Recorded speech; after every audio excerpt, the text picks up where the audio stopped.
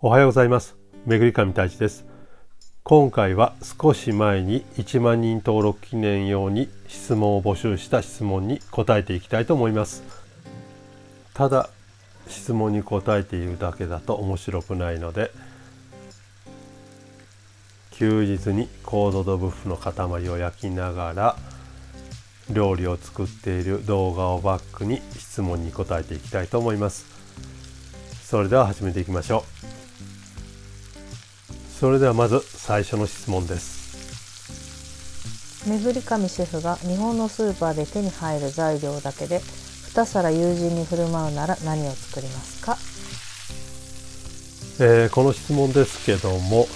まず前菜にキャロットラペを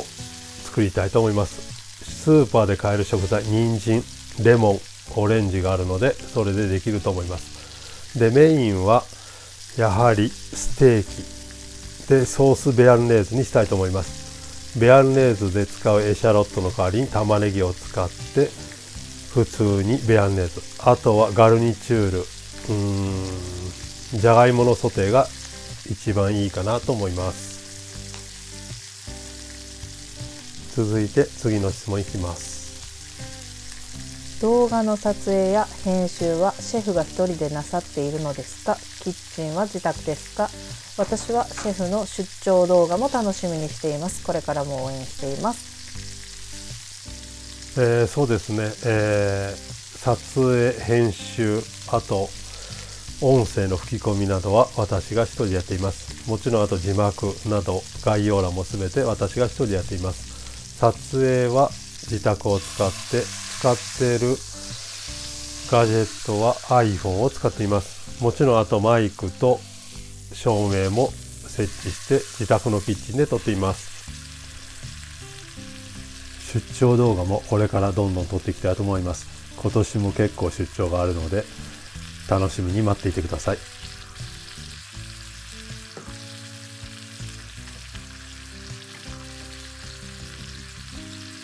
続いて次の質問いきます。35歳の知り合いがフランスで働きたいと言っていました。ワーホリも使えないので厳しいと思いますが、実際のところはどうなんでしょうか？この条件だとまず3通り考えられると思います。まず1つ目は学生ビザ、語学留学などで来て学生と料理人を両立させながらその店で認めてもらって、その後就労ビザを取ってもらうっていうのがまず一つです。2つ目としてはシェフとしてフランスのレストランで働くということです。フランスにシェフとして招かれるということは就労ビザが出ますので、そのやり方が2つ目になります。最後3つ目としてはフランスのシェフが日本に出している支店で働いて、そこからお願いしてフランスに渡るという方法があると思います。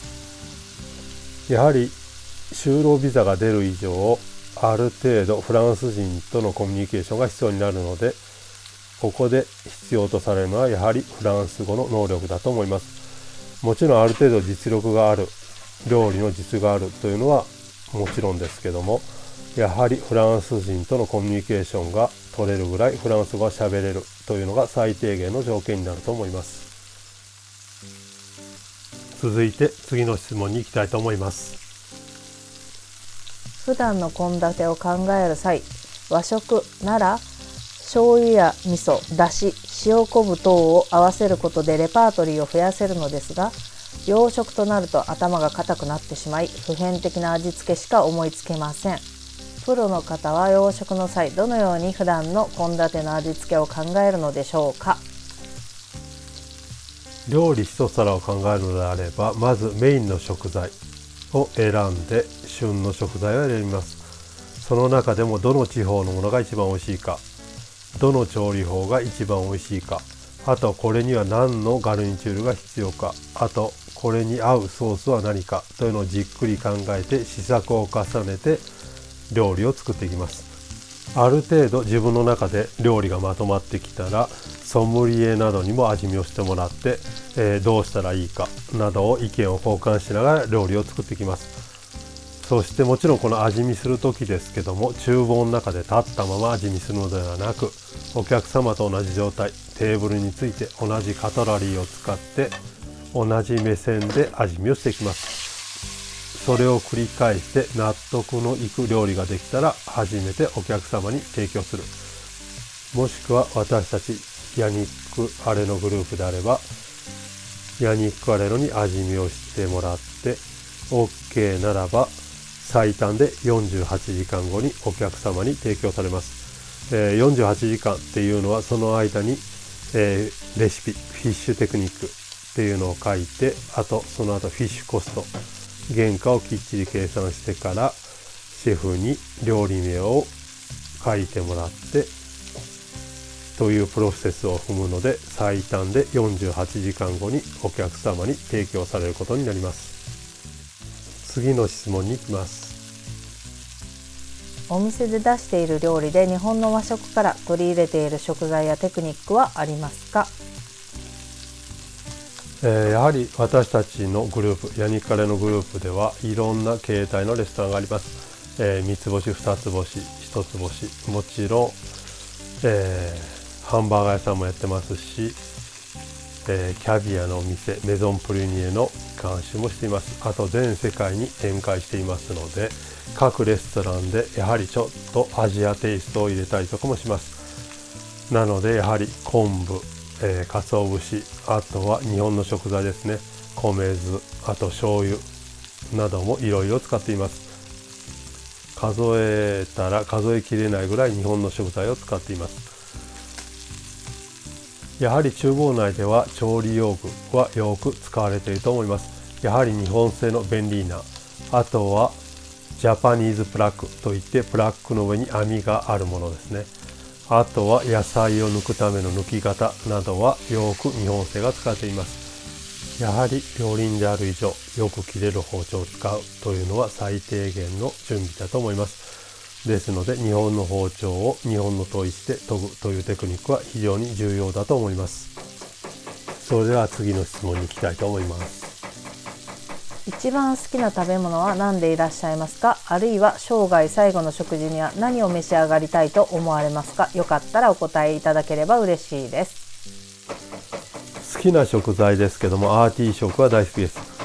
あと人生最後に食べる食事、フランス料理も大好きですけども、強いて言えば唐揚げですね。この唐揚げですけども、私の祖母のレシピになります。パリの店では年に1回夏のバカンスに入る前に、私自身が 5,6 キロ唐揚げをみんなのために作ってみんなで食べています。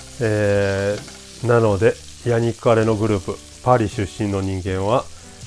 タイチの唐揚げといえばみんな知っているぐらいメジャーな唐揚げになっています。もちろんこのレシピですけども、ロンドンのフォーシーズンホテルにあるバーンアントワンヌで提供されています。もしよかったら味見しに行ってください。次の質問いきたいと思います。めぐりかみシェフの好きなマリアージュは何ですか？どの料理も美味しい料理と美味しいワインが合えば非常にいいマリアージュになると思います。特にこれといって好きなマリアージュっていうのはないですけども、やはり重要なのは美味しい料理と美味しいワインを誰とどんな時に食べるかっていうのが一番重要だと思います。いくら料理とワインのマリアージュが良くても、誰と食べるかどんな時に食べるかでかなり味が変わってくると思います。やはり料理はみんなでワイワイ言いながら楽しく食べるのが一番だと思います。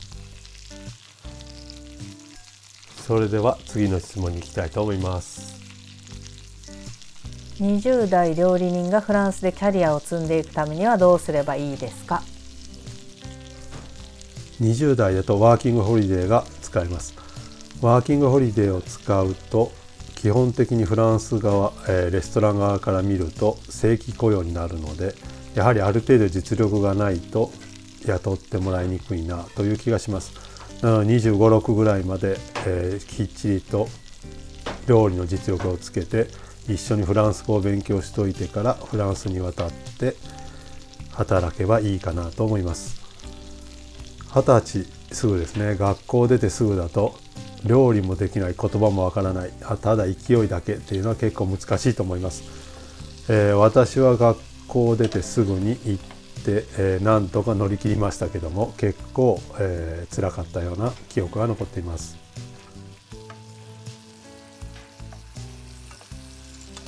それでは次行きたいと思います。料理をずっと好きでいるための心構えを教えてほしいです。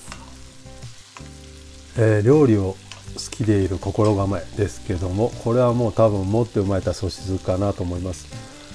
私自身料理作るのも好きですし、食べるのも好きです。もちろん食べてもらうのも好きなので、ただ仕事として、もちろんお金を稼ぐために、生きるためにやっていますけども、根っからの料理好きじゃないと続かない仕事かなと思います。それでは次の質問に行きます。日本だと食料品の値上がりが著しいのですが、フランススーパーでのお買い物事情はどうなんでしょうか。私の住んでいる地域だと特にいちごやりんごなどの値上がりがすごくて悲しんでおります。フランスでも同じように値段が上がっています。野菜、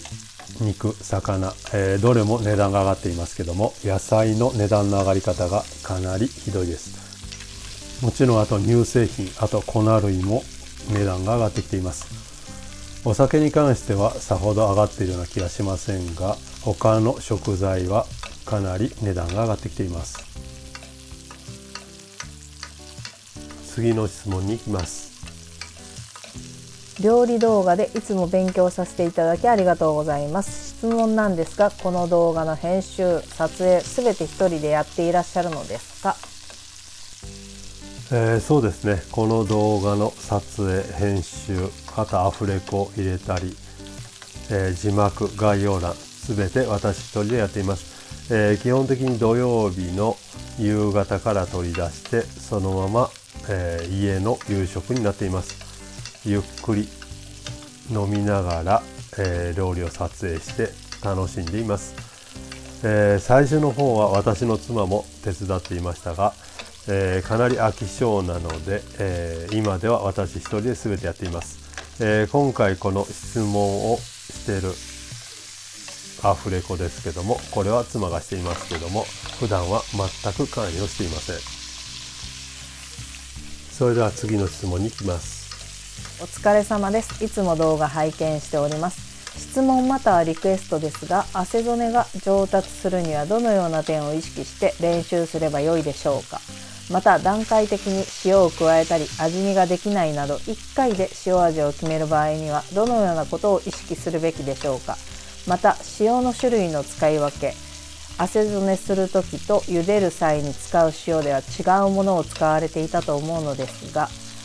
どのように考えて決めていらっしゃるのでしょうか。まためぐりかみシェフが使用している塩やおすすめの塩などがあればご教授ください。汗染めをする段階ですけども、毎回同じ塩を使って汗染めして自分の汗染めした料理を自分で食べる、そこで微調整していくのがいいと思います。塩ですけどもレストランが変われば塩も変わってしまいます。ですので最初の方は結構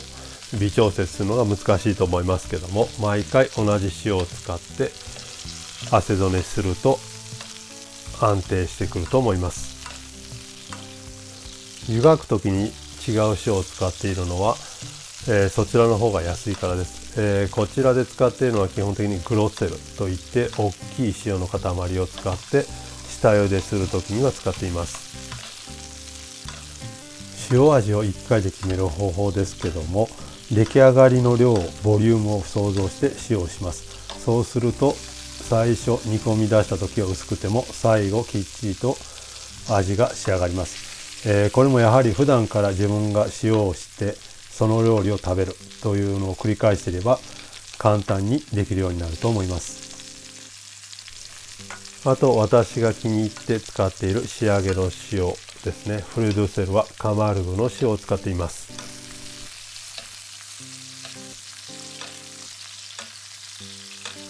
続いて次の質問いきます。めぐりかみシェフ、こんにちは。日々勉強として動画 SNS の投稿を拝見させていただいております。私はまだ20代半ばに差し掛かり、現在イタリアにて修行中の身です。最近料理を始めた10代の頃の純粋な気持ちよりも、ミシュランなどの目に見える評価ばかり気にしてしまう自分に気づいてしまいました。ミシュランは料理人の憧れの一つだと思いますが、それに支配されすぎて嫉妬や承認欲求など本質とはかけ離れた気持ちが生まれてしまい、自己嫌悪に陥る時があります。すべては甘えた自分の緩みが原因なのは承知の上ではありますが、めぐりかみシェフが初心の心を保つために大切にしていることと、周りの評価を気にしすぎないようにする心構えなどがあれば、この機会にぜひお聞かせいただければ幸いです。その他からの批判も理解しています。これからもお時間ある時に動画を投稿していただければ幸いです。料理をしている世界中の料理人はミシュランのことが気になって当然だと思います。やはり評価されている目安ですので、それを気にかけないというのはやはり向上心のない証拠かなと思います。ただその他にネガティブな意見があるかもしれません。それはそれで一応聞き入れて、別にそれに寄せるわけではなく、そういう意見もあるんだなというのを頭の片隅に置いておけばいいと思います。あまり深く考えても100人が100人とも喜ぶ料理はできません。ですので、そういう意見もあるんだなという感じで、頭の片隅に置いておけば気が楽になるかなと思います。それでは次の質問いきます。いつも勉強させていただいています。下積み時代の一日の生活の流れ、仕事内容、ビザ関連のお話を伺いたいです。下積み時代に関する質問はもう一つありまして、いつも貴重な投稿はありがとうございます。そしてもうすぐ1万人達成おめでとうございます。下積み時代のお話をぜひお聞きしたいです。よろしくお願いいたします。まずビザの方から話したいと思います。ビザですけども、私がフランスに来た当時、今のようにワーキングホリデービザは、ほとんどなく、就労ビザもごく限られた一部の人ぐらいしか持っていませんでした。なので学生ビザですねを使ってスタージュという形で働く、その代わり、お給料は少ないみたいな感じで、そういうシステムで、働いていました。ですので今だと、29歳まで30歳までの間にワーキングホリデーを取ってきっちりお金をもらって働けるというのは、ある意味、チャンスがかなり広がったのかなと思います。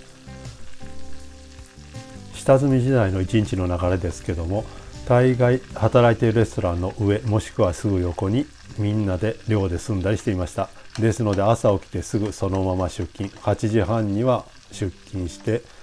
それから11時まで仕込みをします。11時から12時まで休憩時間、基本的にまかないを食べる時間です。その後12時から営業をして、だいたい終わるのは3時ぐらいには後片付けして終わっているような感じですね。その後休憩に入って、夜は5時ぐらいに出勤して、また7時まで仕込みをします。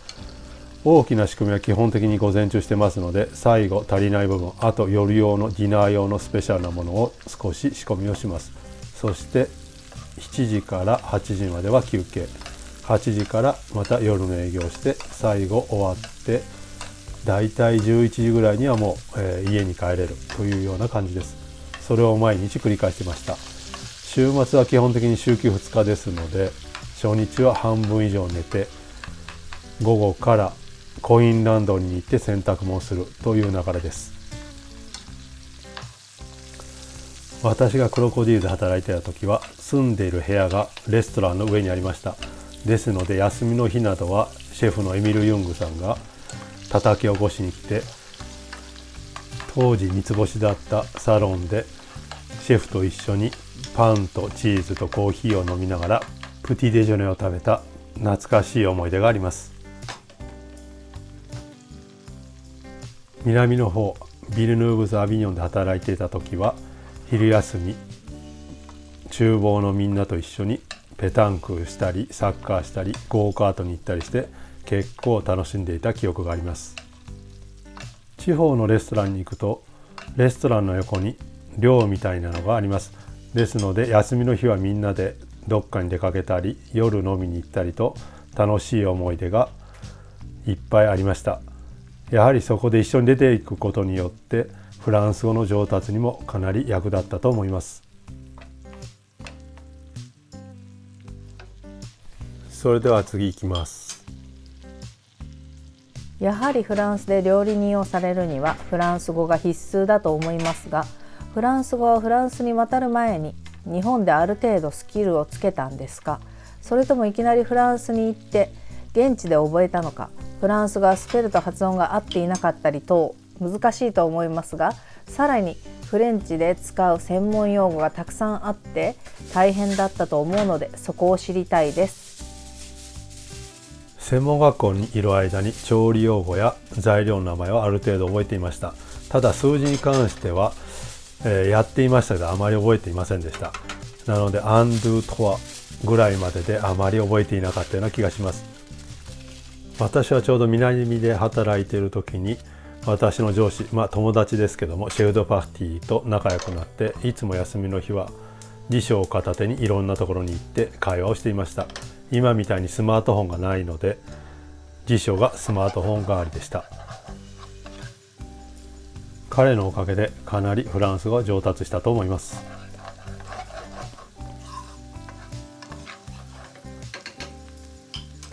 それでは最後の質問です。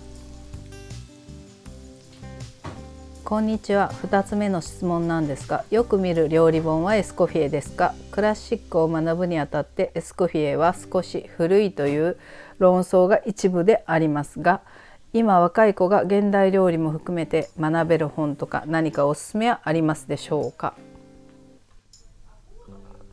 私が考えられる中でエスコフィエが一番だと思います。やはり料理の基礎、フランス料理の基礎がきっちりと書かれていますので、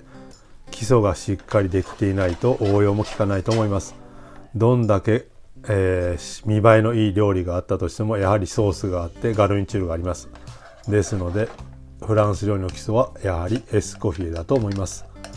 もちろん綺麗な写真が写っている料理本もいいかもしれませんが、エスコフィエの字だけ書いてあるものを読み取って感じて自分で表現していくのが一番いいトレーニングになると思います。今回1万人達成できたのも皆さんのおかげです。これからも勉強になるような動画、基礎知識を少しずつ、動画で上げていきたいと思います。これからもよろしくお願いします。ここで今日の料理の説明をさっとします。コートドブッフはそのまま焼いていきます。途中で入れてるのは、牛脂ですね。牛脂を入れて焼いています。ソースは基本的にそのままフライパンを使ってソースリオネーズ風です。玉ねぎを炒めて白ワインでデグラッセしてフォンドボーを入れたものになります。横についているガレンチューラ、キャロットビッシー、あとはじゃがいものクルスキョになります。このじゃがいもも皮をむいて半分に切って半分ぐらいまで切り目を入れて、あとはバターをたっぷりのせてオーブンに放り込んだだけの簡単にできるクリスピーなじゃがいもになります。肉の焼き加減は今回セニャンになっています。それではお疲れ様でした。